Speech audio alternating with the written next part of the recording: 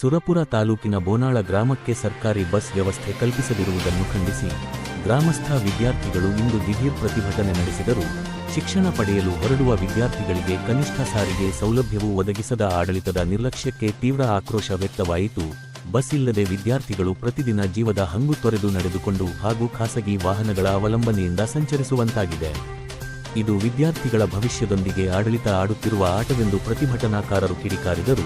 ಹಲವಾರು ಬಾರಿ ಮನವಿ ಸಲ್ಲಿಸಿದರೂ ಸಮಸ್ಯೆಗೆ ಸ್ಪಂದಿಸದ ಸಾರಿಗೆ ಇಲಾಖೆ ಹಾಗೂ ಅಧಿಕಾರಿಗಳ ಧೋರಣೆಯನ್ನು ವಿದ್ಯಾರ್ಥಿಗಳು ತೀವ್ರವಾಗಿ ಖಂಡಿಸಿದರು. ತಕ್ಷಣವೇ ಬೋನಾಳ ಗ್ರಾಮಕ್ಕೆ ನಿಯಮಿತ ಬಸ್ ವ್ಯವಸ್ಥೆ ಕಲ್ಪಿಸಬೇಕು, ಇಲ್ಲದಿದ್ದರೆ ಗ್ರಾಮಸ್ಥರೊಂದಿಗೆ ಸೇರಿ ಹೋರಾಟವನ್ನು ಉಗ್ರಗೊಳಿಸಲಾಗುವುದು ಎಂದು ಎಚ್ಚರಿಕೆ ನೀಡಿದರು.